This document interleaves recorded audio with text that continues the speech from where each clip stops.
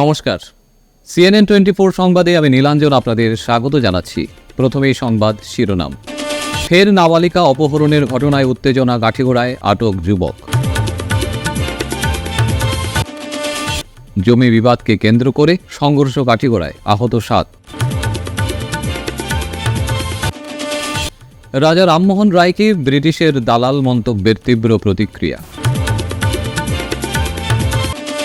সোনাই থানাধীন কাজীডোহর তৃতীয় খণ্ডে এক অপহরণ কাণ্ড। উদারবন্দ ব্লকের নতুন ভবনের ফলক উন্মোচন করলেন বিধায়ক মিহিরকান্তি সোম। এবারে সংবাদ বিস্তারিত। কাঠিগোড়া থানার অন্তর্গত এলাকায় ফের নাবালিকা অপহরণের ঘটনায় উত্তেজনা ছড়িয়েছে। অভিযোগের ভিত্তিতে তৎপরতায় নেমে পুলিশ গুয়াহাটি থেকে 22 বছর বয়সী অভিযুক্ত যুবক নারায়ণ রবি দাসকে গ্রেপ্তার করতে সফল হয়েছে।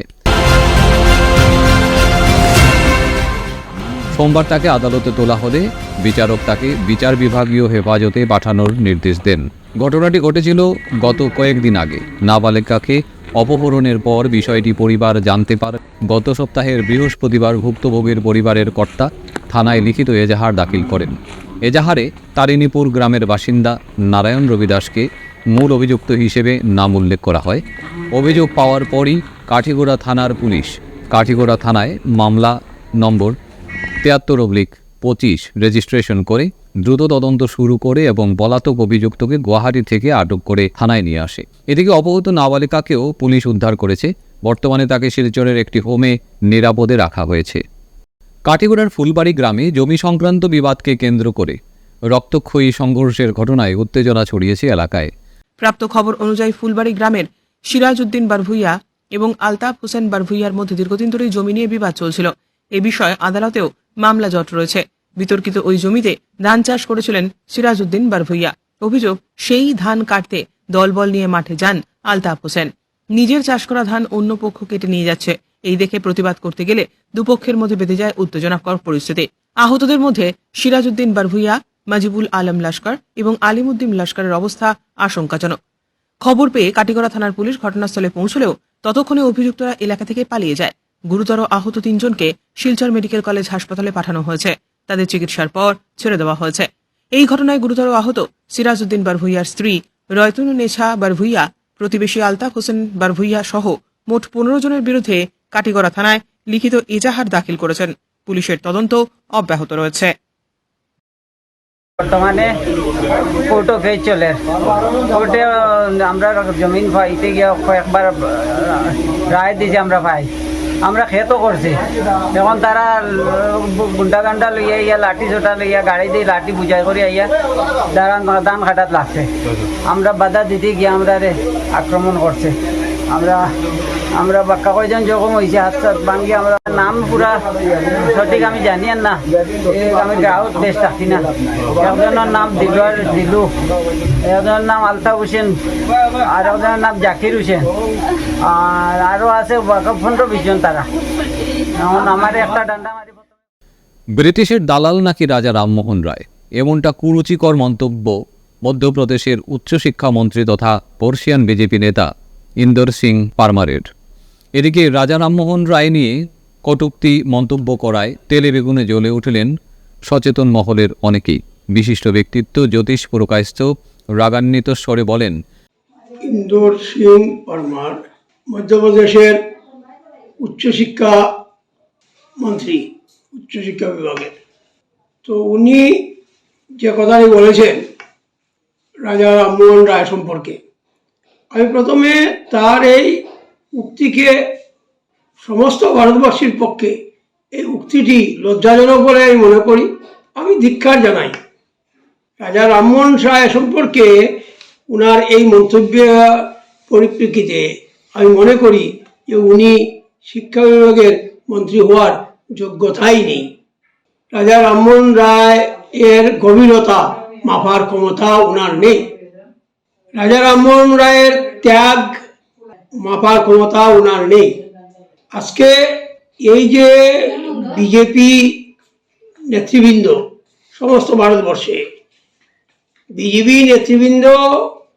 যখন যেখানে যেভাবে সুযোগ পায় তারা একটা জাতিকে টার্গেট করে কথা বলছে। লক্ষণীয় ব্যাপার যে বিজেপির সর্বভারতীয় পর্যায়ের স্বরাষ্ট্রমন্ত্রী, ভারতের স্বরাষ্ট্রমন্ত্রী অমিত শাহ, উনি বলেছিলেন বাঙালিরা উইপুকা। এই বহিরাগত ইস্যু নিয়ে উইপুকা বলে তুলনা দিয়েছিলেন বাঙালিদের। বিজেপির আইটি সেলের প্রধান অমিত মালব্য উনি বলছেন যে বাঙালিরা বাংলাদেশি, সিলেটিরা ভারতীয় নয়, বাংলাদেশি, এই ধরনের কথা বলছেন। এবং একই সাথে আসামের মুখ্যমন্ত্রী, আসামের আরেকজন মন্ত্রী কৃষ্ণেন্দু পাল, আসামের মুখ্যমন্ত্রী হিমন্ত বিশ্ব শর্মা মহাশয় এবং আসামের শিক্ষামন্ত্রী রনোজ পেগু, তারা রবীন্দ্রনাথের একটি গান পরিবেশনকে, গানের একটি কলি একজনের বক্তব্যের সময় পরিবেশনকে কেন্দ্র করে, সেই গানটি ছিল সোনার বাংলা আমি তোমায় ভালোবাসি। সেই গানটির এই পংক্তিটা পরিবেশনের কে কেন্দ্র করে তারা বাঙালিদের টার্গেট করলেন যে এই গান পরিবেশন করা যাবে না, এই গান যারা পরিবেশন করেছে তারা দেশদ্রোহী। এবং মুখ্যমন্ত্রী এক ধাপ এগিয়ে বললেন যে এদের এগেনস্টে স্বতঃপ্রণোদিতভাবে মকদ্দমা পুলিশের নেওয়া দরকার, মামলা করা দরকার। এই যে প্রবণতাগুলো আমরা লক্ষ্য করছি, এই প্রবণতাগুলো আর কিছু নয়। এই প্রবণতাগুলো হচ্ছে বাঙালি জাতিকে হেয় প্রতিপন্ন করা, বাঙালি জাতির উপর একটা সর্বভারতীয় পর্যায়ে আক্রমণ নামিয়ে আনা, নিগ্রহ করা। ভিতরের মতলবটা হচ্ছে এটা, মনীষীদের আঘাত করা। এক অপহরণ কাণ্ডের ঘটনায় চাঞ্চল্য দেখা দিয়েছে সোনাই থানাধীন কাজীডহর তৃতীয় খণ্ডে। এই ঘটনায় নাম জড়িয়েছে প্রাক্তন এক জিপি সভাপতিরও। দেখুন সবিশেষ। গত শনিবার রাত 7টা নাগাদ কাজীডহর এলাকার এক ইট বাট্টা প্রাঙ্গণে সংগঠিত দুঃসাহসিক অপহরণ কাণ্ড। আচমকা কালো রঙের বিলাসবহুল গাড়ি নিয়ে একদল দুষ্কৃতী অপহরণ করেন স্থানীয় আব্দুল মান্নান লস্কর নামে এক যুবককে। খবর পেয়ে গাড়ির পিছু ধাওয়া করেন পরিবারের লোকেরা। এদিকে সোনাই থানায় খবর দেওয়া হয়, ফলে দুষ্কৃতীর দল যুবককে মাঝপথেই ছেড়ে পলায়ন করে। রবিবার নিজ বাড়িতে সংবাদ মাধ্যমের সামনে ঘটনার বিবরণ তুলে ধরেন অপহরণ কাণ্ডের শিকার হওয়া ওই যুবক।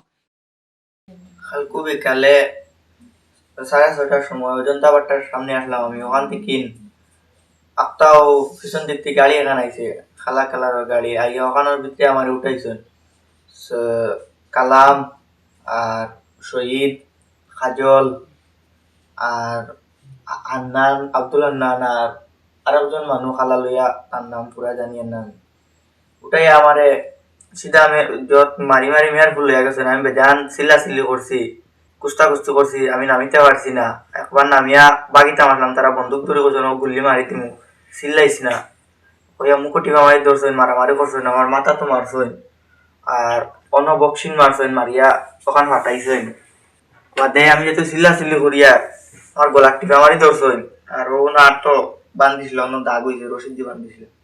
বাদে মেহেরপুর আমার অগর ওখানের ভিতরে নিয়ে হারানির বাদে অন্য আমারে মারছই, মারার বাদে এত বন্দুক বা করে এত আমার বুকুত তারা উবাইছুন, উবাই এত বন্দুক দিয়া বুকু তোলা টুকিতরা।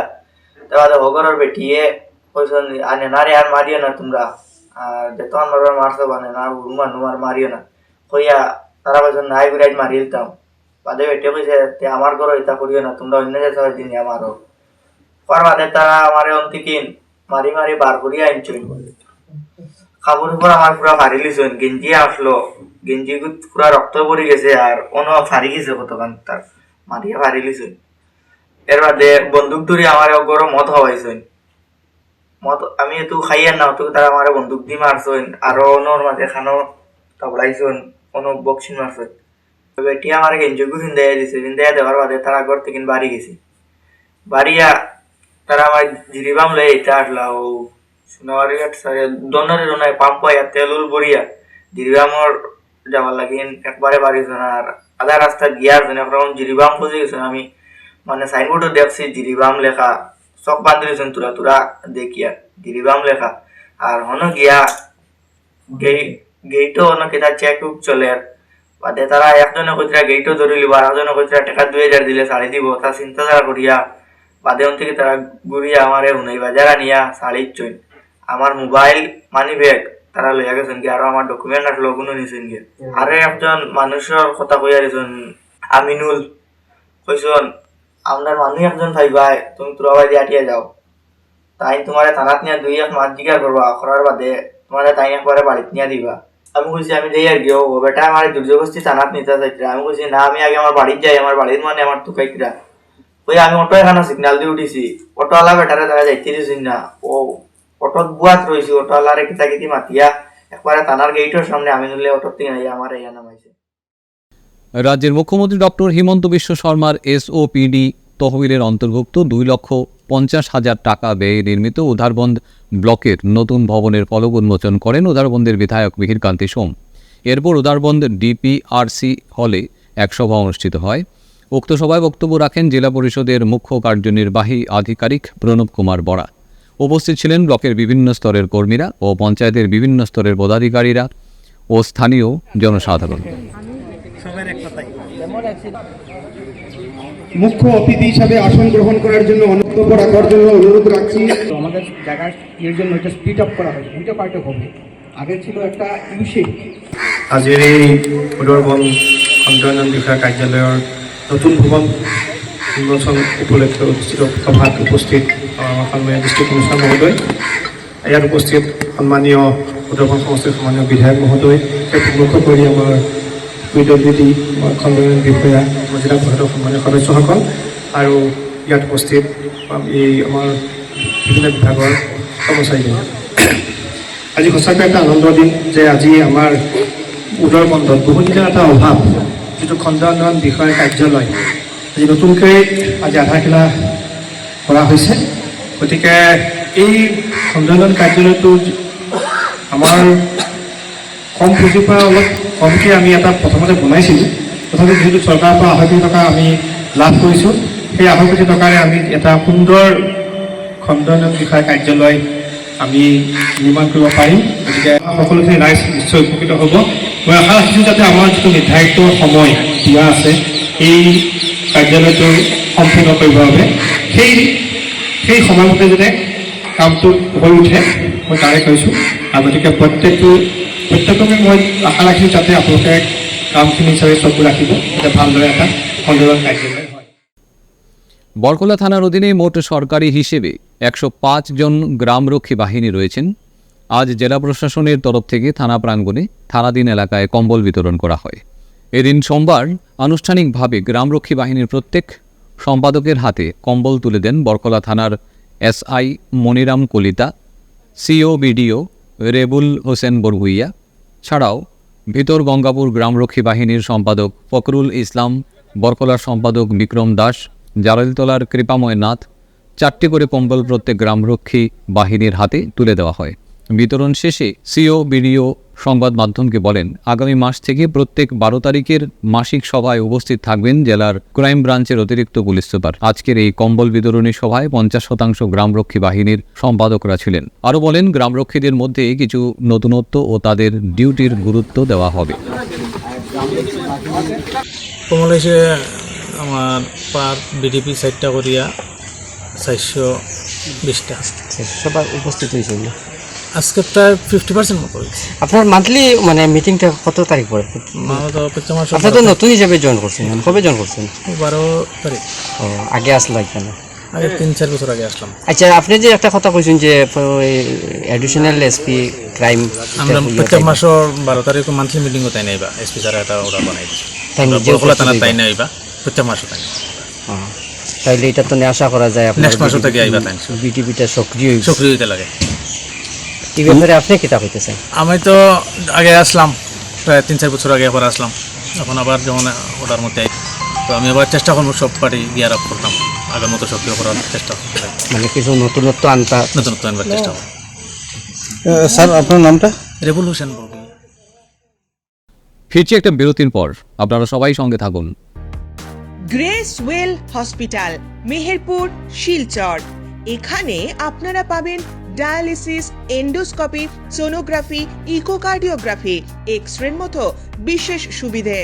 উন্নত মানের ডাক্তারি পরিষেবার পাশাপাশি পাবেন আইসিইউ, এনআইসিইউ, ইনডোর, আউটডোর এবং যে কোনো রকম সার্জারি অত্যন্ত সুলভ মূল্যে এবং অত্যাধুনিক মানের। গ্রেস ওয়েল হসপিটাল বিভিন্ন ধরনের চিকিৎসা পরিষেবার পাশাপাশি এখানে আপনারা পাবেন বন্ধ্যাত্ব কাটিয়ে মাতৃত্ব এবং পিতৃত্বের আশ্বাস। আপনার সুস্থ জীবনের লক্ষ্যে সর্বদা কাজ করে চলেছে গ্রেস ওয়েল হসপিটালের সদস্যবৃন্দ। ঠিকানা grace well hospital, Meherpur, Silchar 788015। আপনার সুস্থ এবং মঙ্গলময় জীবন কামনা করি আমরা। Grace well hospital. ফিরে এলাম বিরতির পর। আদিবাসীদের জল, জমিন, জঙ্গল দখল করে রাখা ব্রিটিশদের উৎখাত করতেই বিরসা মুন্ডার নেতৃত্বে শুরু মুন্ডা বিদ্রোহ। শনিবার চন্দ্রনাথপুরে বিরসা মুন্ডার 150তম জন্মজয়ন্তী পালন অনুষ্ঠানে এই মন্তব্য করেন বিজেপির কালাইন মণ্ডল সমিতির সভাপতি নিত্যগোপাল দাস। তিনি আরও বলেন, আদিবাসীদের শিক্ষিত করার নামে মিশনারিরা আদিবাসী সম্প্রদায়ের মানুষকে ধর্মান্তকরণের প্রক্রিয়া শুরু করে। বিরসা মুন্ডাও ছিলেন এই চক্রান্তের শিকার। এই ধর্মান্তকরণের প্রতিবাদে তিনি নিজে বৈষ্ণব ধর্ম গ্রহণ করে আদিবাসীদের মধ্যে সচেতনতা জাগরুক করতে সক্রিয় হয়ে ওঠেন Birsa.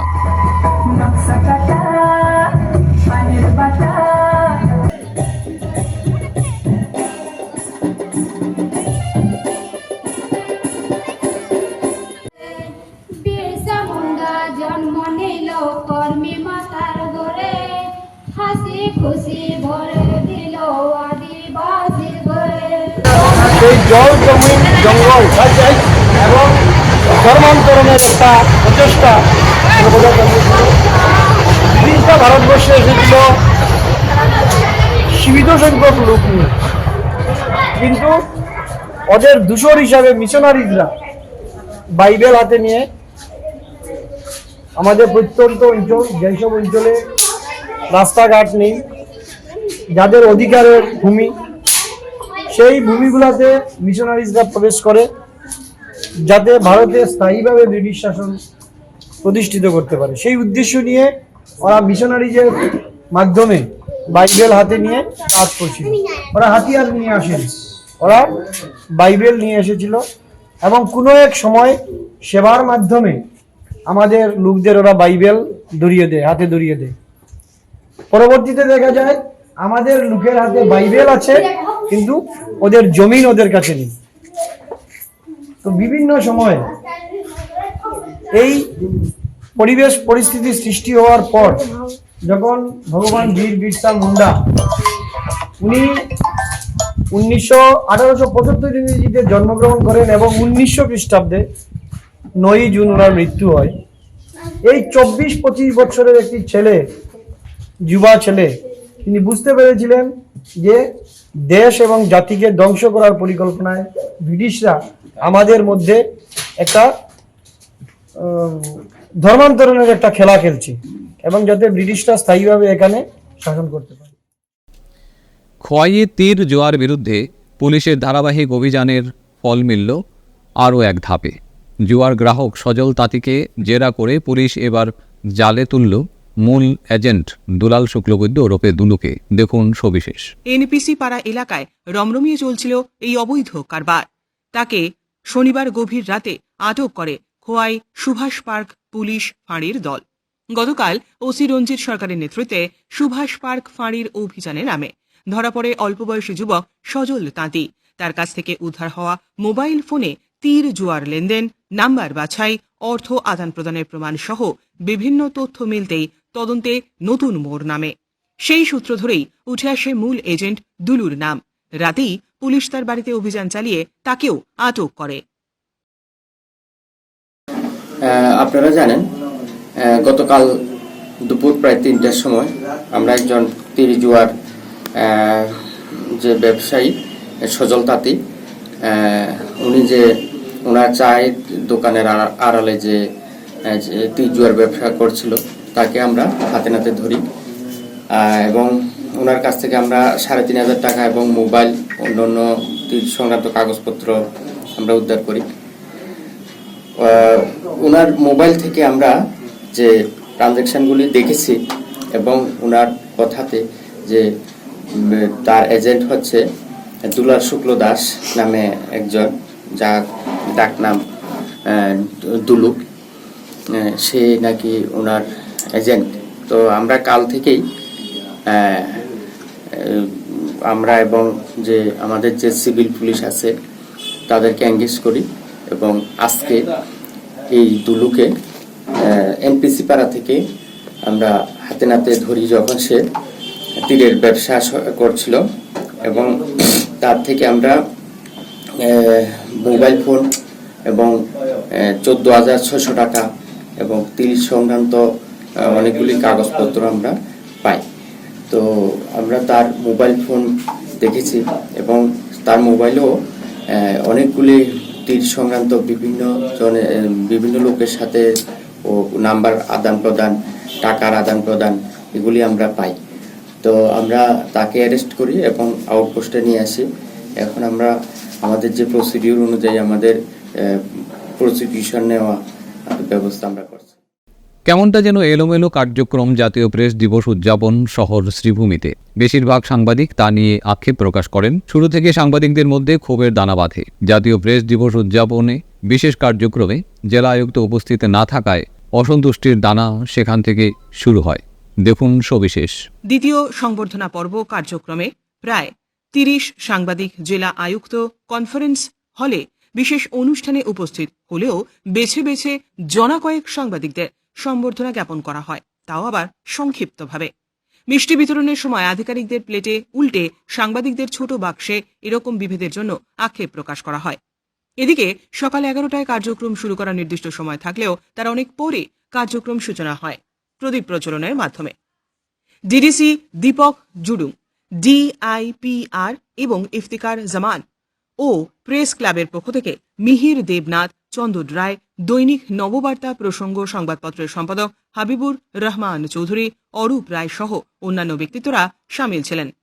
Safe guarding press credibility administrate rising miss information বিষয় ছিল আলোচ্যর বিষয়।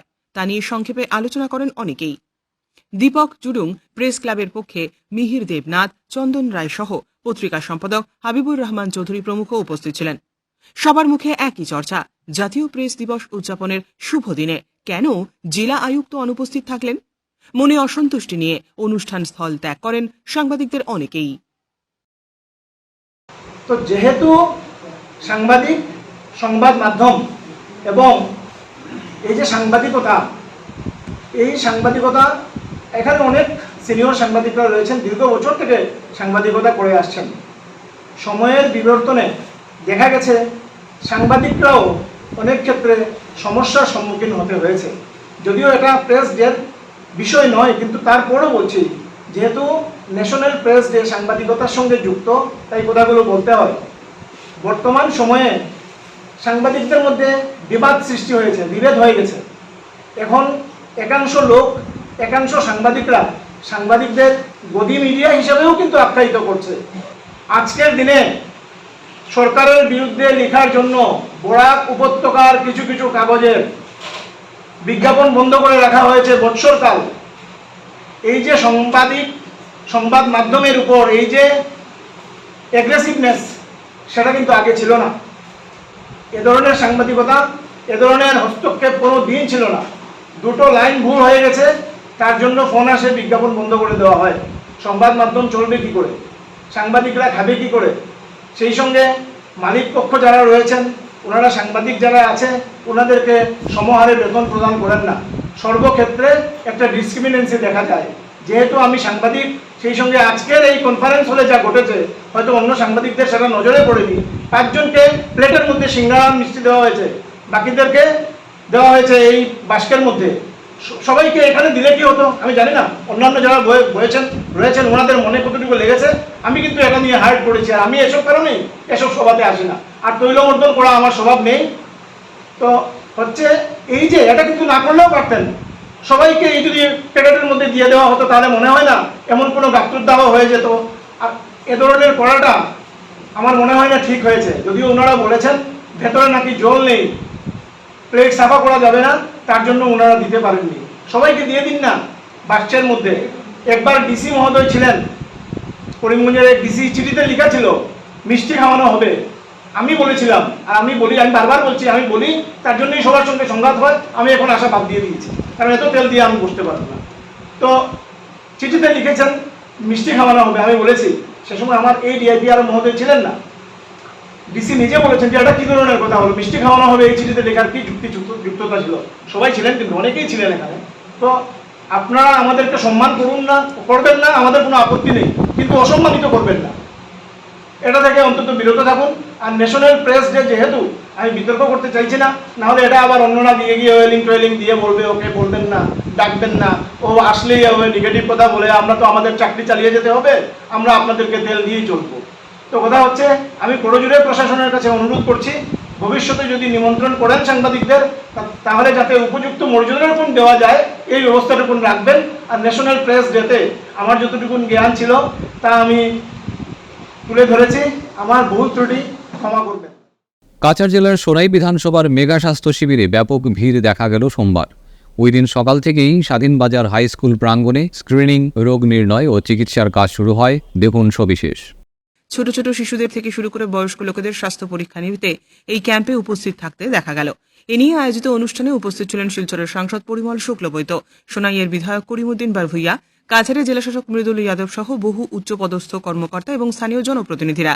কেন্দ্র এবং রাজ্য সরকারের সুদূর প্রসারী এই পদক্ষেপের বিভিন্ন দিক তুলে ধরে বক্তব্য রাখেন সাংসদ পরিমল শুক্লবৈদ্য এবং বিধায়ক করিমউদ্দিন বারভুইয়া। জেলা পরিষদ সুপ্রিয় লস্কর, সাইন লস্কর আমাদের উপস্থিত আছে।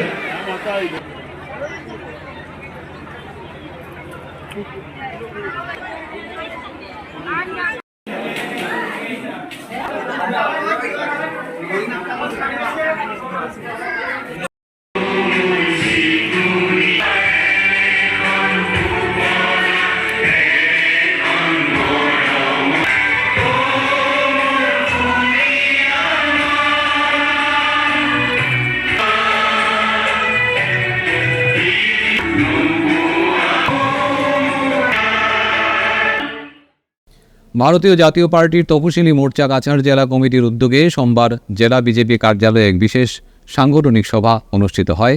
দেখুন সবিশেষ। সভায় অতিথিদের সংবর্ধনার পর বিভিন্ন বক্তা সংগঠনের ঐক্য, তৃণমূল পর্যায়ের কর্মীদের ভূমিকা এবং উন্নয়নের ধারাবাহিকতা বজায় রাখার ওপর বিশেষ গুরুত্ব আরোপ করেন। নবারুণ মেধি দলকে শক্তিশালী করতে ঐক্যবদ্ধভাবে কাজের আহ্বানও জানান। আর কনাদ পুরকায়স্থ বলেন, তপশিলি মোর্চা আগামী দিনে গুরুত্বপূর্ণ ভূমিকা পালন করবে। অনুষ্ঠানটি সঞ্চালনা করেন জেলা সাধারণ সম্পাদক নীলেন্দু দাস। আমি চলে গেলাম বাড়িতে, ভাবছিলাম সকালে আসবো, সকালে আসার পর বাড়ি থেকে একটু খবর পেলাম আমার নিজস্ব একটু প্রবলেম ছিল, এসে আমাকে সার্কিট হাউসে দেখা করবো, কিন্তু সেই সময়টুকু হয়নি। একটু আগে দেখা হয়েছে। আর ওনার এই কার্যকাল আমি চাই কাছাড় জেলা এসসি মোর্চার যিনি সভাপতি হয়েছে, ওনার যে টিম তৈরি হয়েছে, আজকে একটু দেখতে লাগছে যে একটা ভালো টিম তৈরি হয়েছে, বিশ্বাসযোগ্য টিম হয়েছে। এখানে মঞ্চে আছেন আমাদের রাজ্যের যিনি সহসভাপতি দাদা নিতু পবন দাস, ভারতীয় জনতা পার্টির অনেক পুরোনো দিনের সঙ্গী। এখানে আছেন আমাদের ধলাই কর্মদক্ষ বিধায়ক,